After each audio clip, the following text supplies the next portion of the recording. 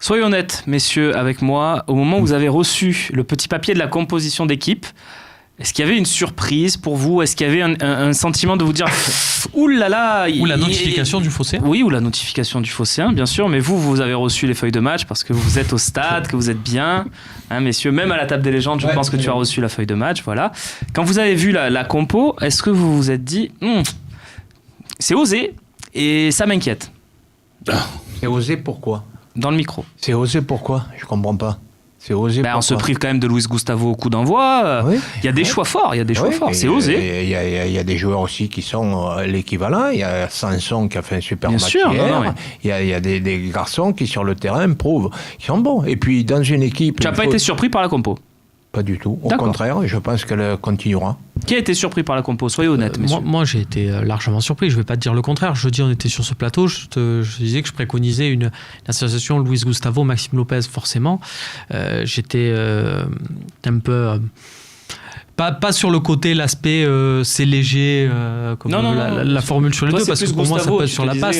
Mais je me disais, Gustavo, et puis surtout en voyant du coup le banc de touche, et j'ai vu autour de moi plein de gens commencer à calculer, à sortir la calculatrice et à faire la somme des salaires sur le banc de touche. Et je me suis dit, le problème, là où ça va être très dur pour Rudy Garcia, c'est que si c'est même pas la fin du match, c'est la mi-temps. Si à la mi-temps, tu as 0-0, qu'est-ce qu'il va pas entendre ? Et ouais, mais il fallait faire rentrer lui, il fallait faire jouer lui, il fallait faire...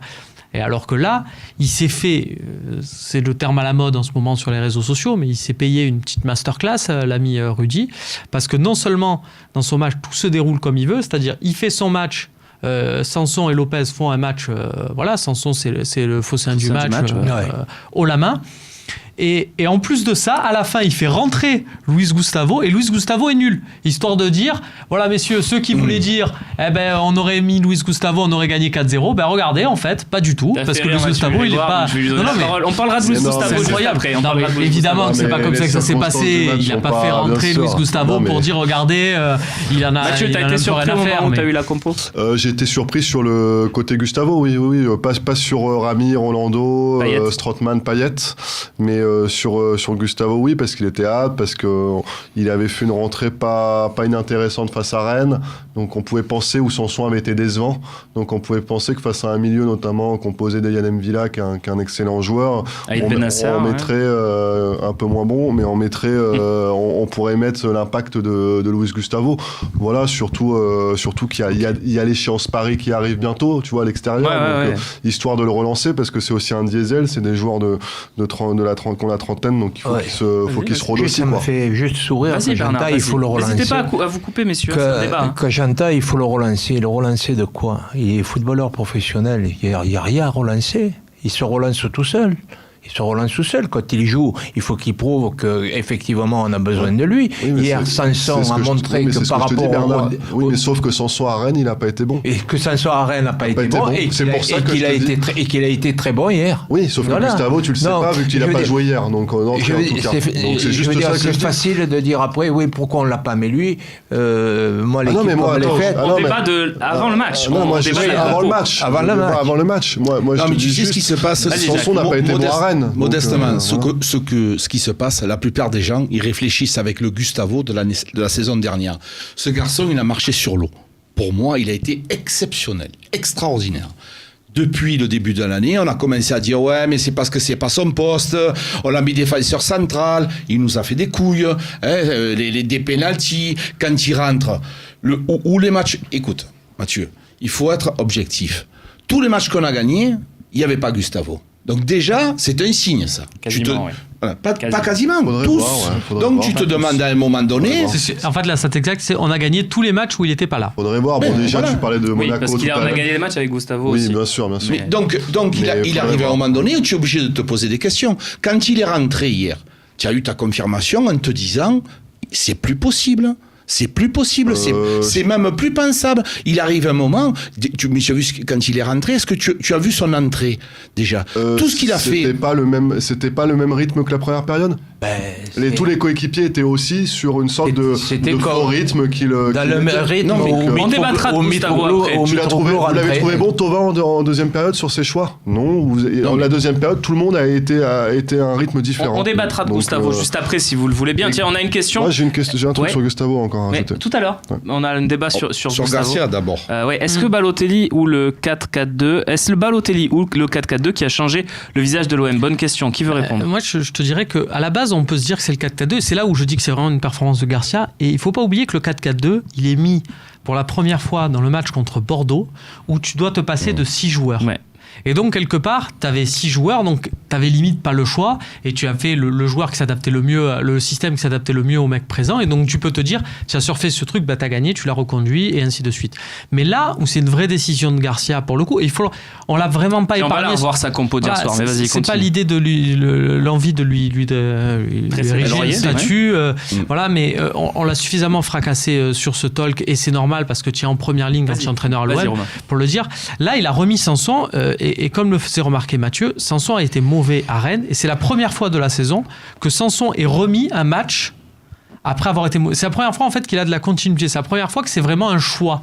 Et je pense que ça peut être très intéressant de la part de Garcia parce que c'est un pari réussi, mais aussi de la part de Sanson qui va peut-être avoir un déclic, se dire tiens, peut-être que l'entraîneur il compte sur moi vraiment, ce qu'il a peut-être pas ressenti jusqu'à présent, et que ça va peut-être lui permettre de faire une fin de saison en boulet de canon. C'est la victoire de Rudy Garcia, Jacques, hier soir. Oui. Tu sais, j'ai été le premier à le critiquer énormément. Ça, je le reconnais et je l'admets.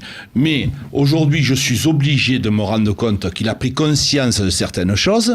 Déjà, il a changé son système de jeu. Il nous a fait un 4-4-2. Il a mis les cadres, les fameux cadres sur le mur, d'accord? C'est-à-dire que, les amis, c'est bon, le Payet, le machin, on a changé le capitana, c'est fini. Dimitri Payet, en plus de ne pas jouer, évidemment, il n'est plus capitaine, donc il a changé beaucoup de choses, parce que Bernard, il le sait mieux que moi. Alors, attention, Payet est toujours capitaine. Hein. Oui, sur le banc, capitaine sur le banc. Donc, le capitaine, c'est sur le terrain, mais c'est aussi en dehors, c'est-à-dire à la mise au vert. Le capitanat, il a quand même une importance en dehors du terrain.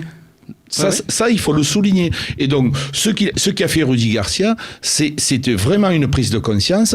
Et c'est pas facile ce qu'il a fait. Et je lui tire mon chapeau. Aussi bien je l'ai critiqué. Et là, j'apprécie ce qu'il a fait. J'ai moyennement apprécié son comportement sur le banc, à hurler, à crier n'importe comment à la fin. Tu gagnes 2-0. Là, il a été ridicule.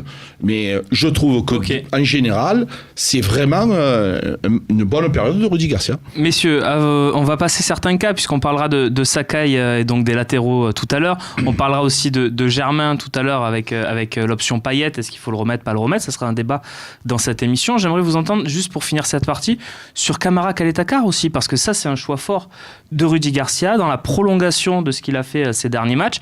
13 points sur 15 sur les 5 derniers matchs pour l'OM. Bernard, cette association, elle fonctionne.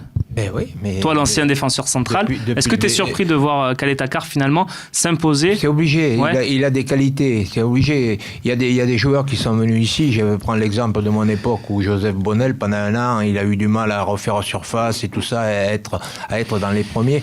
Et quand tu as du talent, il arrive un moment où tu as du talent, tu es intelligent, et puis il a à côté de lui un garçon qui a 19 ans, tu en donnes 30. Pourquoi ils sont complémentaires? Parce qu'on dit beaucoup, ces deux garçons sont complémentaires. Pourquoi ils le sont, Bernard? Il y a des joueurs avec qui tu t'entends, des joueurs où le feeling passe sans parler, sans rien du tout, parce qu'on n'a pas l'impression qu'ils parlent beaucoup. C'est exactement ce que disait Camara à la fin du match à notre micro. C'est vrai. Voilà, c'est exactement ça. Si tu sens quelqu'un à côté de toi, c'est mieux que de parler. Et là, il a trouvé la paire centrale qu'il faut.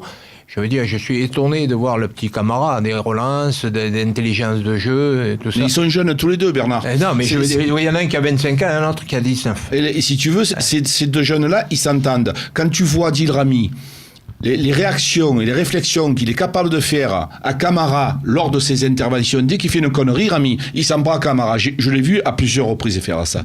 Là, tous les deux, il n'y a jamais personne qui lui dit « Putain, qu'est-ce que tu as fait? Qu'est-ce que tu n'as pas fait ?» Ils s'entendent. Ils sont complémentaires. C'est tout. Va pas chercher.